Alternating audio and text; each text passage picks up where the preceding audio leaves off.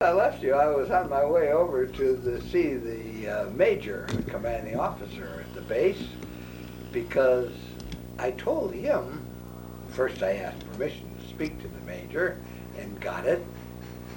And I said, Major, I understand that there's another shipment for China, and I don't want to go. I'm a bridegroom. I just got married, and I love my wife. And I've been away for 2 years, and the Army regulations say you cannot send me back until, he said, he was an old First World War major, too. Mm-hmm. He was an old guy, he was a good guy. And Oh, he good. laughed, he got a kick out of me, I guess, being a bridegroom, and my not particularly wanting to go to China. I right get away, it. when I had a pretty Irish wife.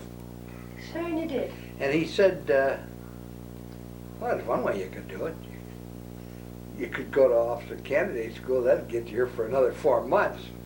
Great. And I thought, gee, an officer here, I said to him, I said, right now I'm in the very top in the Army. I have my wife convinced that first sergeant is a little bit right below General Dwight D. Eisenhower. Ah.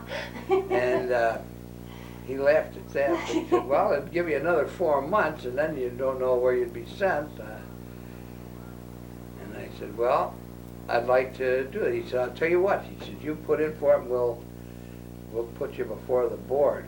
Well, I had seen that it took months sometimes to get to a board of officers to go to officer candidate school. But they needed officers, I guess, at this particular time. So I filled out the papers and I went before the board. Now there's one thing. You had to be a high school graduate. And if I lied or got caught in a lie, I would have been broken to a private instead of first sergeant and shipped back in the Army. But I thought it was worth a chance anyway. So I took the chance and I wrote down that I had graduated from Senn High School.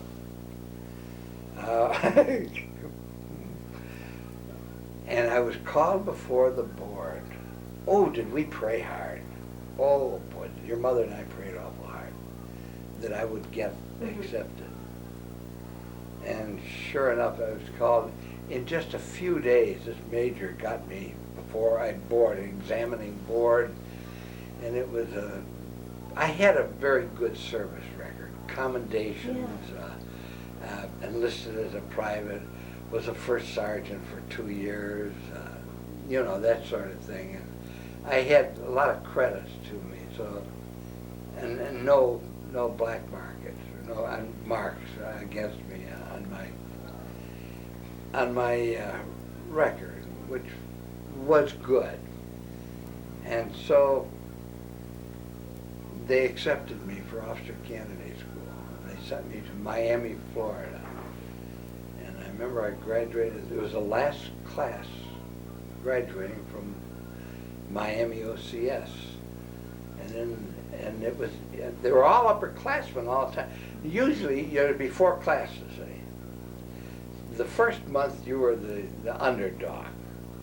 But the next month, when this upper class was graduated, you would be one of the upper, and there'd be another lower class that you would work on.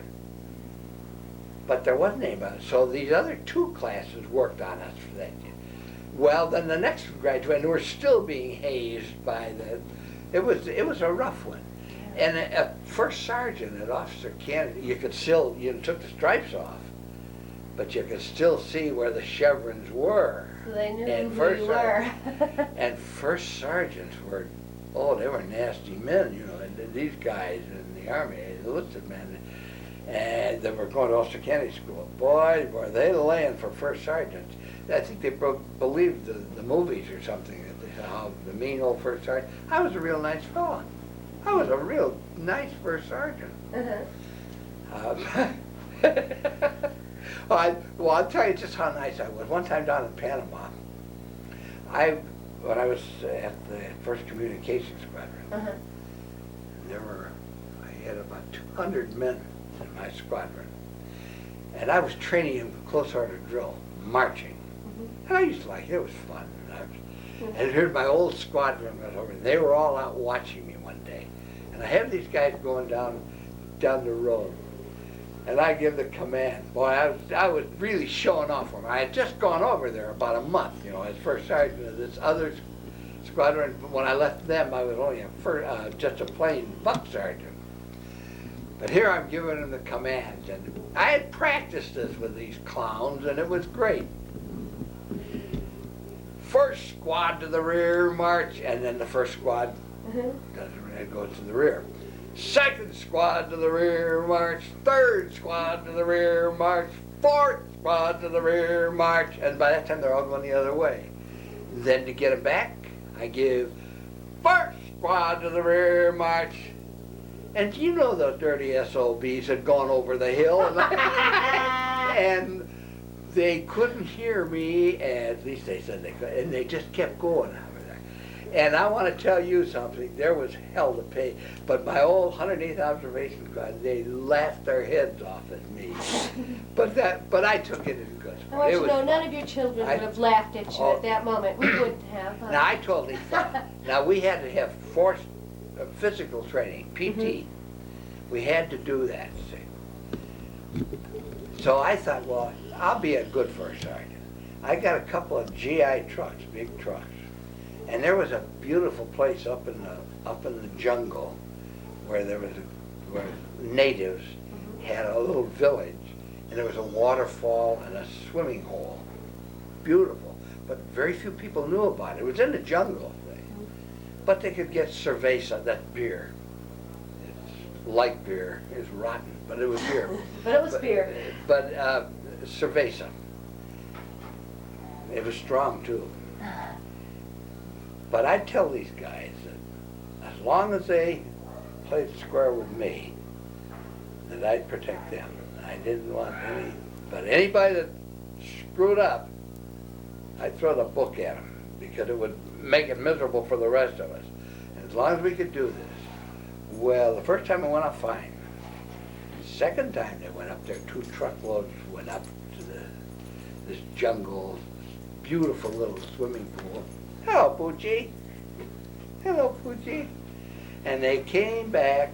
I wasn't with them that time, but they came back and I met them out of the road, and they opened the back door, and these guys sort of poured out. Wow. They were all drunk as goats. Well, at any rate, that was fun. I remember a story you used to tell about this gun that this guy had, and he pointed it at you. That was down at Galapagos Island. That was And that was where the cow was? no, that was in the maneuvers back in Tallulah, Louisiana. But that was kind of an interesting experience on the Rock or Galapagos Island. There was a lot of beer drinking there too. That's all you could get down there. Although they used to drink this distilled cactus juice. Sounds exciting to me. Which was pretty potent stuff. Or they would drink I didn't put the dinner on, but I'll be listening to you, so go okay, ahead. vanilla extract. That was another good one. They say that's the housewives thing. But this one particular night when lights were out, I hear gunshots over in the barracks across the way. And I put my pants on and my gun. I would be under the table at that point. And I went over there with a flashlight. And I turned on the flashlight in the barracks at one end, and everybody was underneath their beds and under a mattress on the floor, except one clown. Lackey was his name. He was a real screw-up, Private Lackey. He had been kicked out of. He was kicked out of the jail in New Orleans, and they sent him down to. Nobody gets kicked out of jail. Gallipan. Well, they did him because he lost the garbage truck that he was on down there, and I want to. he had all kinds of trouble. But at any rate, he was an awful drinker, and he had a German Luger that what he had been doing was shooting the knot holes out of the ceiling. Okay. And this isn't, it's not good sport. And Well, when a guy and needs some of the a other guys, hobby, you know? the other guys got scared. You can't so- find a garbage truck to steal. But I walked in there and I said, "Lackey, give me that gun." And he said something that made me so mad. He said, "I'll give it to you, son of a bitch. I'll give it to you right in the gut." Didn't that make you scared? That made you mad? No, it made me so, I didn't That would know have what made you happened. call him sir. I flew at him and I tried to kill him with my bare hands. He wasn't a big guy.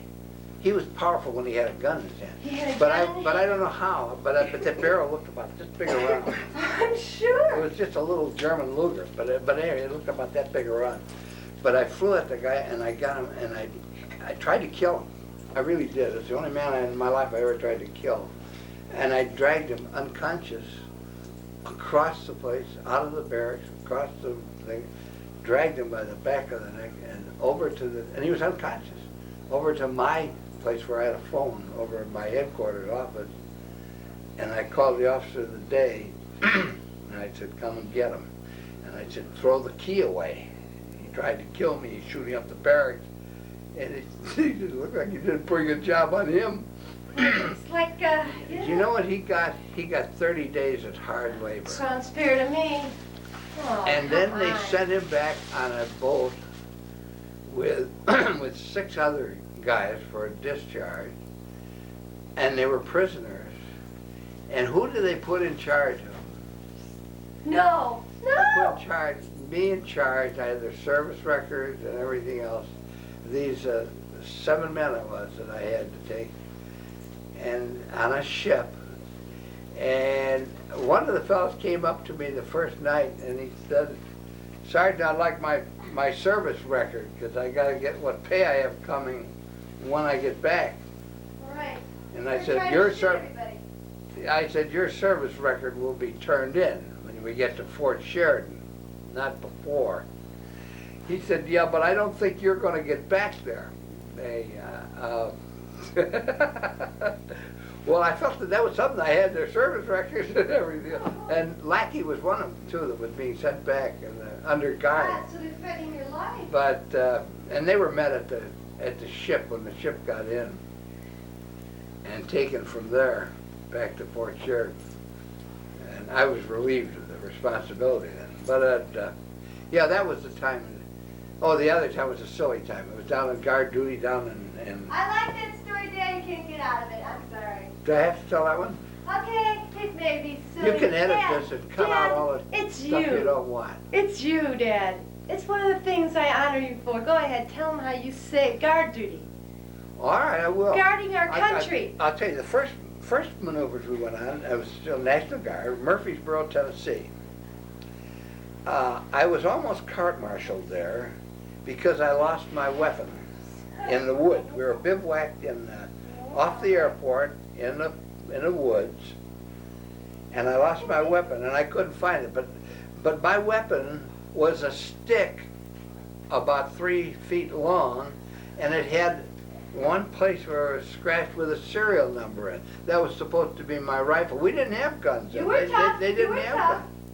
You're protecting But your there I was country. going to be court-martialed for losing my weapon, but I didn't get it. Then another time, when we were fed, this was on maneuvers. We were back in Chicago. This is after. Let's see now. This is right. Oh no, this was before Pearl Harbor. I was on guard duty one night, and I was walking around. We didn't even have ammunition in our 45s. That's what we had.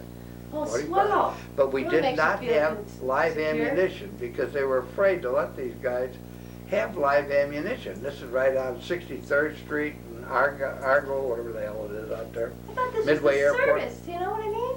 Yeah, but then they would talk to us and give us lectures about the sabotage that was going on and the millions of dollars of important aircraft that were out there So they saw and the the product, gave you personnel. no weapon.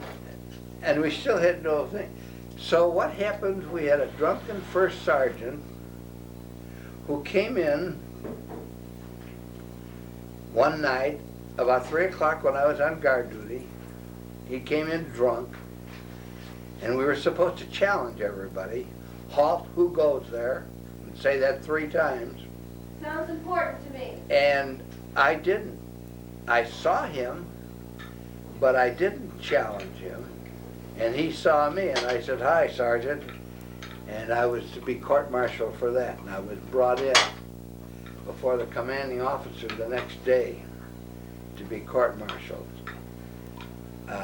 And this first sergeant was out to make an example. You were going to be court-martialed. So I said, Jeez. "Major, I didn't have bullets in my gun. My piece was empty. I'm walking guard duty with an empty gun. I recognized the first sergeant that came in. But if it had been an enemy agent or somebody, a saboteur, his gun would have bullets in it. And I wasn't going to pull out an empty gun and challenge." Don't think so. And that's how I got out of it. But from there on, we did have bullets. Well, that was so nice because when we did have live ammunition, Tell me what you did and with we're live down ammunition. on maneuvers at this other place Then talk about live ammunition. in Tallulah, and it was on the airport was an old farm area, or next to a farm land, and it was about 3 o'clock in a pitch dark night. There wasn't a star out of a And moon. Bob Burback was on It was duty. cloudy, and I was on duty way Yes. out at the other end of the airport, America is safe. protecting those airplanes from the saboteurs, What a man. What a man. and I hear footsteps. But in were you a afraid? brush. No, you weren't afraid. The hell I was. And I was scared stiff, and I yelled, "Halt, who goes there?" And nobody answered, but I hear more steps. I yelled, "Halt, who goes there?" And I wouldn't turn on my flashlight because then they'd see me. That's true. And I yelled 3rd time, "Halt, who goes there?" And then I started firing where the sound was coming from. And the sergeant of the guard and the officer of the day came flying out there, and they turned on their flashlights. And the saboteur was a dead cow. I was Saboteur. laughing stock once more.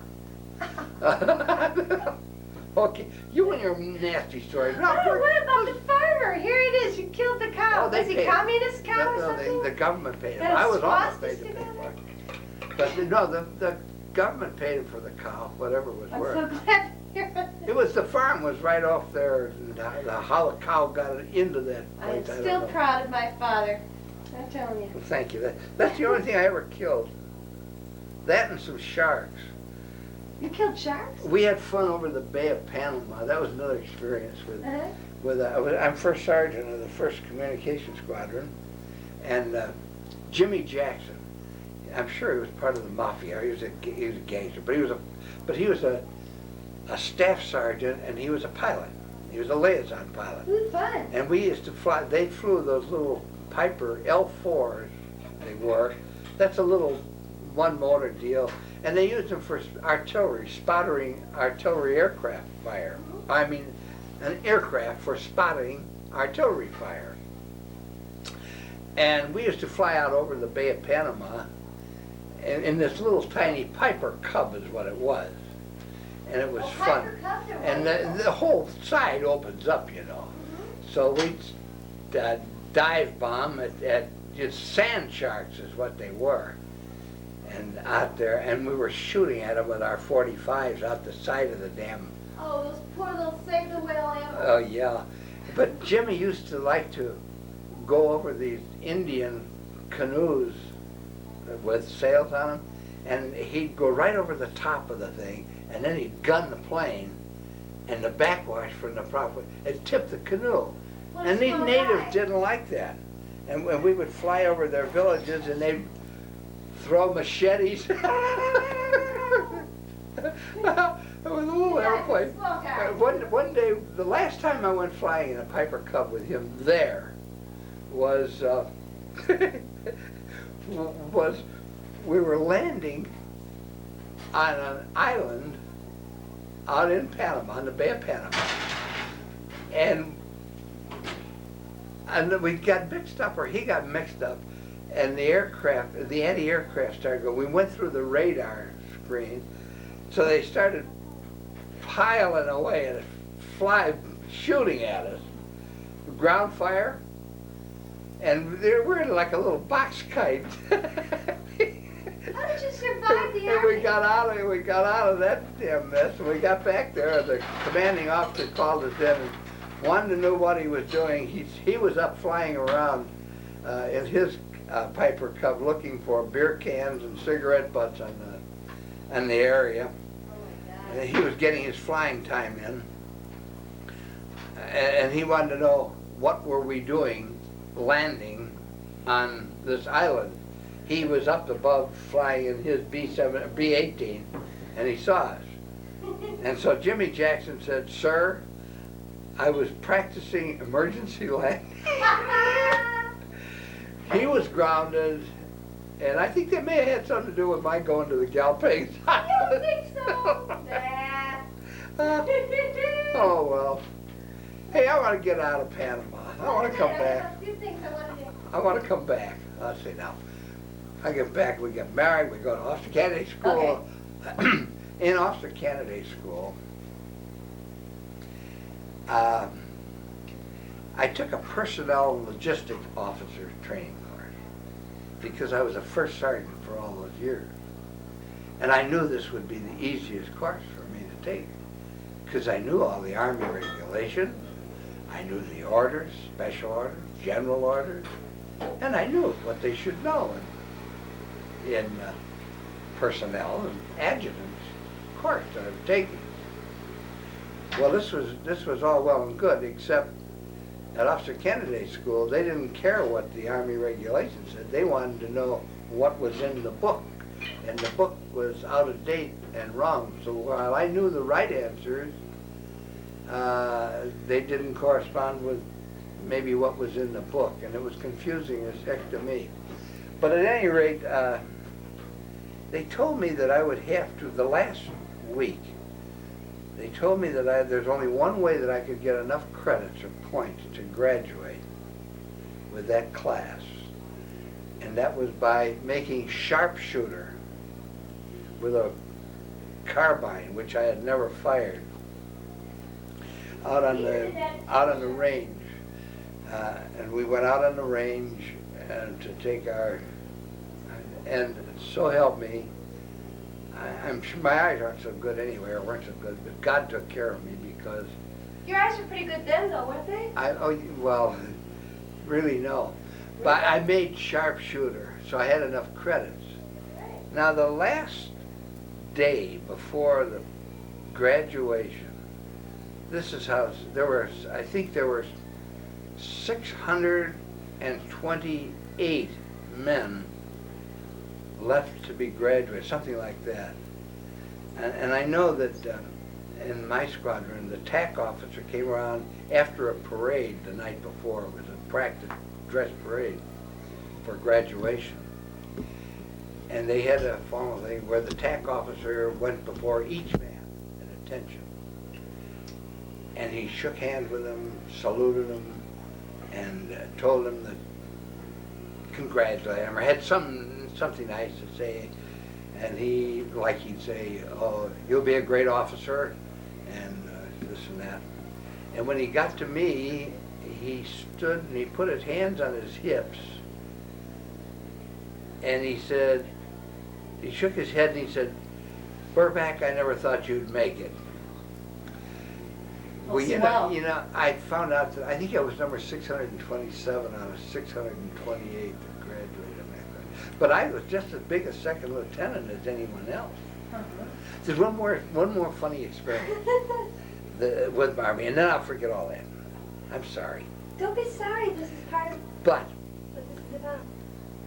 in the Galapagos Islands, there was a shaved Lieutenant Rouser, who was a second lieutenant, who graduated from ROTC, that's Reserve Officers Training Corps. Yeah. And they were pretty low on officers, but they took him and they put him in as a second lieutenant. He had not been an enlisted man. He had not been anything else but just a ROTC, and he became an officer. And he was sent down to the Galapagos to be the adjutant of the squadron that I was first sergeant of on the Galapagos. And he was unbearable because he knew I was an old first sergeant and that I had been around for a few years. And You killed a cow. And that I knew what, oh, forget that now. And I knew a lot about what went on and about running. And this was a rough outfit that I was running down there. There were 300 and some odd men that were in the squadron. And he got real nasty to me one day and said that I didn't have the proper respect for him, and I was this, and I was going to, and he was pulling his rank as second lieutenant on me, something awful. When I knew what was going on, and I had done my job as a first sergeant. I left a set of chevrons, first sergeant chevrons, on his desk the next morning, and a little note said, "Lieutenant, here's the morning report and the sick report. I've gone fishing." I went out fishing on a Navy crash boat, and I was gone all day. And when I got back, Major Windy Zindel, who was the commanding officer, I thought he was going to kill me. He did too, I bet. He said, "Sergeant, get in that Jeep." Yes, sir. So I got in. Now, I've got to tell you about this. Windell, he got the name Windy Zindel. He was a Polak, too. And I have nothing, and I'm not being, but I'm not making jokes, right? But Windy Zindel is the guy that ran 98 yards the wrong way for a touchback. No. He picked up a fumble, a ball, and ran 98 yards. His own men couldn't catch him and tried to catch him. He was upset. He was a little bit hit in the Okay. head, and he didn't know. He lost his direction a little bit. But that was it, and he was a big guy. Boy, he was one big man. So you congratulated him and called him sir. So I said sir, because he was a major. And a big And I guy. was a first sergeant. But he said, "Get in that Jeep." And I thought he was going to kill me. He was a monster. He really was. He was a monster. You didn't tell him any Polak jokes, So we did get down there and he said, "No, I didn't." He said, "Sergeant, the lieutenant is my right arm. And you're my..." No, he said, "You're my right arm and the lieutenant's my left arm. But you got to have the proper respect for it." I said, "Look, sir, I knew what I was doing, and I was doing what was right for the squadron and for the men. And he was wrong. He was pulling his rank." I said, "All I did was go fishing." Well, he got kind of a kick out of it, and he forgot about it. He let go of the incident. Of course, He loved it. but at any rate, that was another funny experience. Well, okay, that's Lieutenant Rouser. Well, now I get transferred back to the United States. I get sent redistribution in Miami. I get married, and I go up to Augusta, Georgia, and then I go to officer candidate school, and I get to be a second lieutenant. I don't know how much time there was involved, all this period of time. And then I go get assigned to the Air Force's School of Applied Tactics at Orlando, Florida, as an instructor. That was Hap Arnold, who was general of the Air Force's general. It was his playground for returned personnel from the war zones. They'd bring them back and give them a couple of months there for, recreation. It was a good thing. It was a beautiful place in Orlando, Florida. And I was in personnel and logistics section. I was lecturing to officers. I went through that for all these, giving to senior staff officers college. I had generals, high-ranking officer generals in some of my classes, from our Army, from